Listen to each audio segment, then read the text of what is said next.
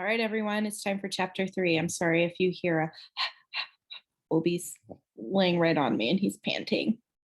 He's getting a haircut soon, so he won't have to pant anymore. All right. Oh, let me share my screen so you all can see it. Chapter 3, Grover unexpectedly loses his pants. Confession time. I ditched Grover as soon as we got to the bus terminal. I know, it was rude, but Grover was freaking me out, looking at me like I was a dead man, muttering, "Why does this always happen? And why does it always have to be sixth grade?" Whenever he got upset, Grover's bladder acted up, so I wasn't surprised when, as soon as we got off the bus, he made me promise to wait for him, then made a beeline for the restroom. Instead of waiting, I got my suitcase, slipped outside, and caught the first taxi uptown. East 104th and 1st, I told the driver. A word about my mother before you meet her. Her name is Sally Jackson, and she's the best person in the world, which just proves my theory that the best people have the rottenest luck. Her own parents died in a plane crash when she was 5, and she was raised by an uncle who didn't care much about her. She wanted to be a novelist, so she spent high school working to save enough money for a college with a good creative writing program. Then her uncle got cancer, and she had to quit school her senior year to take care of him. After he died, she was left with no money, no family, and no diploma. The only good break she ever got was meeting my dad. I don't have any memories of him, just the sort of warm glow, maybe the barest trace of his smile. My mom doesn't like to talk about him because it makes her sad. She has no pictures. See, they weren't married. She told me he was rich and important and their relationship was a secret. Then one day he set sail across the Atlantic on some important journey and he never came back. Lost at sea, my mom told me. Not dead, lost at sea. She worked odd jobs, took night classes to get her high school diploma, and raised me on her own. She never complained or got mad, not even once. But I knew I wasn't an easy kid. Finally, she married Gabe Ugliano, who was nice the first 30 seconds we knew him, then showed his true colors as a world-class jerk. When I was young, I nicknamed him Smelly Gabe. I'm sorry, but it's the truth. The guy reeked like moldy garlic pizza wrapped in gym shorts. Between the two of us, we made my mom's life pretty hard. The way Smelly Gabe treated her, the way he and I got along, well, when I came home is a good example.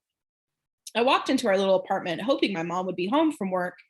Instead, Smelly Gabe was in the living room playing poker with his buddies. The television blared ESPN. Chips and beer cans were strewn all over the carpet. Hardly looking up, he said with a cigar, "So you're home?" "Where's my mom?" "Working," he said. "You got any cash?" That was it. No welcome back. Good to see you. How's your life been the last 6 months? Gabe had put on weight. He looked like a tuskless walrus in thrift store clothes. He had about 3 hairs on his head, all combed over his bald scalp as if that made him handsome or something. He managed the electronics megamart in Queens, but he stayed home most of the time. I don't know why he hadn't been fired long before. He just kept on collecting paychecks, spending the money on cigars that made me nauseous, and on beer, of course. Always beer.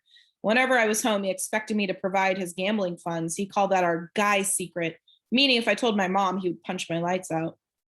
"I don't have any cash," I told him. He raised a greasy eyebrow. Gabe could sniff out money like a bloodhound, which was surprising since his own smell should have covered up everything else. "You took a taxi from the bus station," he said, "probably paid with a 20. Got $6-7 in change. Somebody expects to live under this roof. He ought to carry his own weight. Am I right, Eddie?" Eddie, the super of the apartment building, looked at me with a twinge of sympathy. "Come on, Gabe," he said. "The kid just got here." "Am I right?" Gabe repeated. Eddie scowled into his bowl of pretzels. The other 2 guys passed gas in harmony. "Fine," I said. I dug a wad of dollars out of my pocket and threw the money on the table. "I hope you lose." "Your report card came, brainy boy," he shouted after me. "I wouldn't act so snooty." I slammed the door to my room, which really wasn't my room. During school months, it was Gabe's study. He didn't study anything in there except old car magazines, but he loved shoving my stuff in the closet, leaving his muddy boots on my windowsill, and doing his best to make the place smell like his nasty cologne and cigars and stale beer. I dropped my suitcase on the bed. Home sweet home. Gabe's smell was almost worse than the nightmares about Mrs. Dodds or the sound of that old fruit lady's shears snipping the yarn. But as soon as I thought that, my legs felt weak. I remembered Grover's look of panic, how he'd made me promise I wouldn't go home without him. A sudden chill rolled through me. I felt like something was looking for me right now, maybe pounding its way up the stairs, growing long, horrible talons. Then I heard my mom's voice. Percy? She opened the bedroom door and my fears melted. My mother can make me feel good just by walking into the room. Her eyes sparkle and change color in the light. Her smile is as warm as a quilt. She's got a few gray streaks mixed in with her long brown hair, but I never think of her as old. When she looks at me, it's like she's seeing all the good things about me, none of the bad. I've never heard her raise her voice or say an unkind word to anyone, not even me or Gabe. Oh, Percy, she hugged me tight. I can't believe it. You've grown since Christmas. Her red, white, and blue Sweet on America uniform smelled like the best thing in the world. Chocolate, licorice, and all the other stuff she sold at the candy shop in Grand Central. She brought me a huge bag of free samples the way she'd always did when I came home. We sat together on the edge of the bed. While I attacked the blueberry sour strings, she ran her hand through my hair and demanded to know everything I hadn't put in my letters. She didn't mention anything about my getting expelled. She didn't seem to care about that. But was I okay? Was her little boy doing all right? I told her she was smothering me and to lay off and all that, but secretly I was really, really glad to see her. From the other room, Gabe yelled, Hey, Sally, how about some bean dip, huh? I gritted my teeth. My mom is the nicest lady in the world, and she should have been married to a millionaire, not to some jerk like Gabe. For her sake, I tried to sound upbeat about my last days at Yancey Academy. I told her I wasn't too down about the expulsion. I'd lasted almost the whole year this time. I'd made some new friends. I'd done pretty well in Latin, and honestly, the fights hadn't been as bad as the headmaster said. I liked Yancey Academy. I really did.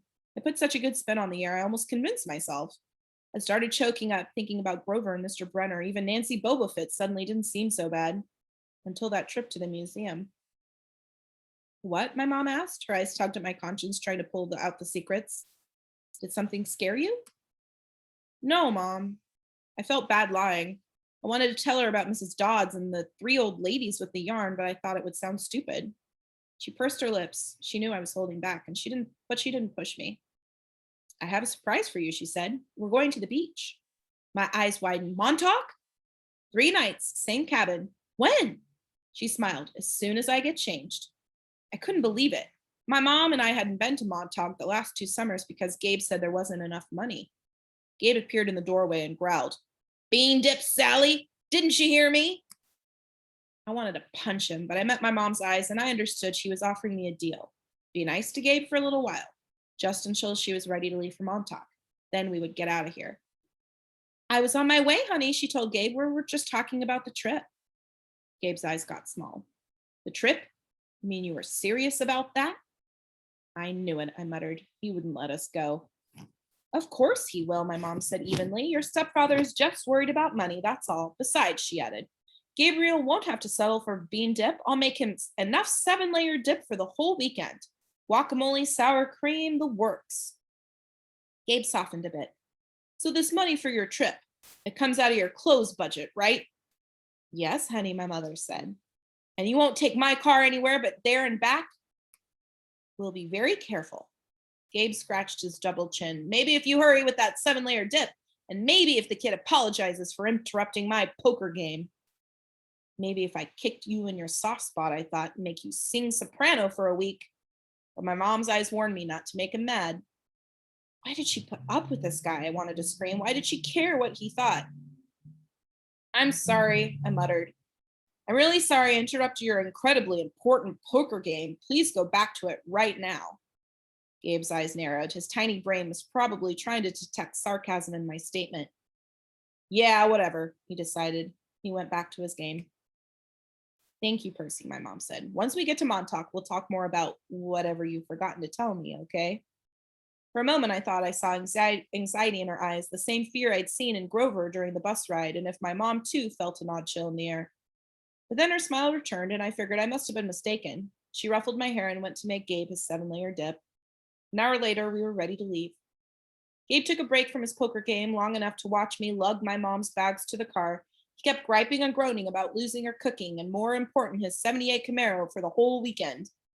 Not a scratch on this car, brain boy, he warned me as I loaded the last bag. Not one little scratch. Like I'd be the one driving. I was 12. But that didn't matter to Gabe. If a seagull so much as pooped on his paint job, he'd find a way to blame me.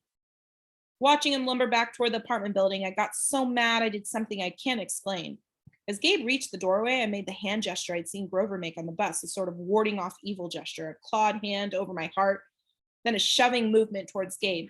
The screen door slammed shut so hard it whacked him in the butt and sent him flying up the staircase as if he'd been shot from a cannon. Maybe it's just the wind or some freak accident with the hinges, but I didn't stay long enough to find out. I got in the Camaro and told my mom to step on it. Our rental cabin was on the South Shores, way out of that tip of Long Island. It was a little pastel box with shaded curtains, half sunken into the dunes. There was always sand in the sheets and spiders in the cabinets, and most of the time the sea was too cold to swim in. I loved the place. We'd been going there since I was a baby. My mom had been going even longer. She never exactly said, but I knew why the beach was special to her. It was the place where she'd met my dad. As we got closer to Montauk, she seemed to grow younger, years of worry and work disappearing from her face. Her eyes turned the color of the sea. We got there at sunset, opened all the cabin windows, and went through our usual cleaning routine. We walked on the beach, fed blue corn chips to the seagulls, and munched on blue jelly beans, blue saltwater taffy, and all the other free samples my mom had brought from work. I guess I should explain the blue food. See, Gabe had once told my mom there was no such thing. They had had this fight, which seemed like a really small thing at the time, but ever since, my mom went out of her way to eat blue. She baked blue birthday cakes. She mixed blueberry smoothies. She bought blue corn tortilla chips and brought home blue candy from the shop. This, along with keeping her maiden name Jackson, rather than calling herself Mrs. Ugliano, was proof that she wasn't totally suckered by Gabe. She did have a rebellious streak like me. When it got dark, we made a fire. We roasted hot dogs and marshmallows. Mom told me stories about when she was a kid, back before her parents died in a plane crash. She told me about the book she wanted to write someday when she had enough money to quit the candy shop. Eventually, I got up the nerve to ask about what was always on my mind whenever we went to Montauk, my father. Mom's eyes went all misty. I figured she would tell me the same thing she always did, but I never got tired of hearing them. He was kind, Percy, she said. Tall, handsome, and powerful, but gentle too. You have his black hair, you know, and his green eyes. Mom fished a blue jelly bean out of her candy bag. I wish he could see you, Percy. He would be so proud. I wondered how she could say that. What was so great about me? A dyslexic, hyperactive boy with a D+ report card, kicked out of school for the 6th time in 6 years? How old was I asked? I mean, when he left. She watched the flames. He was only with me for 1 summer, Percy, right here at this beach, this cabin. But he knew me as a baby? No, honey, he knew I was expecting a baby, but he never saw you. He had to leave before you were born. I tried to square it with the fact that I seemed to remember something about my father, a warm glow, a smile. I'd always assumed he knew me as a baby. My mom had never said it outright, but still, I'd felt it must be true.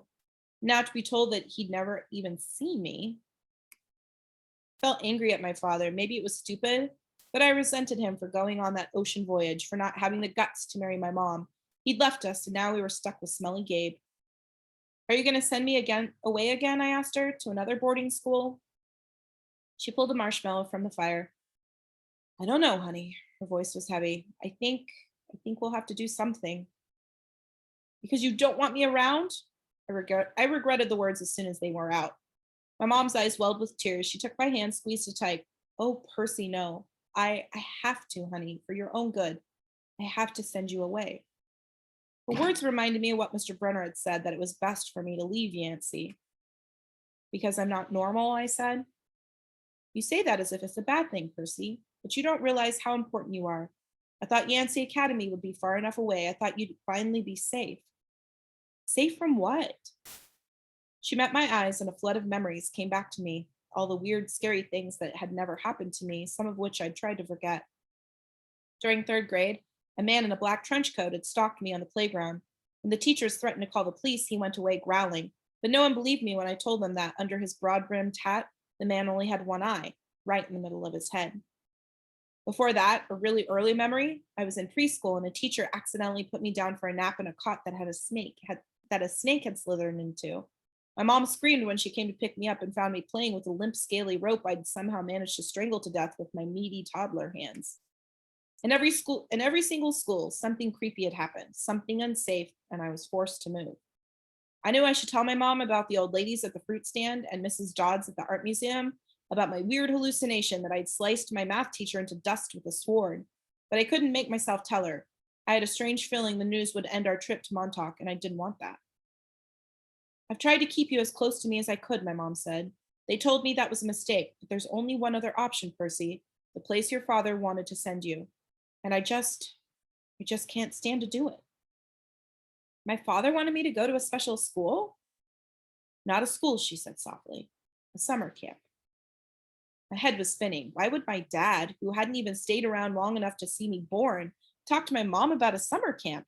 And if it was so important, why hadn't she ever mentioned it before?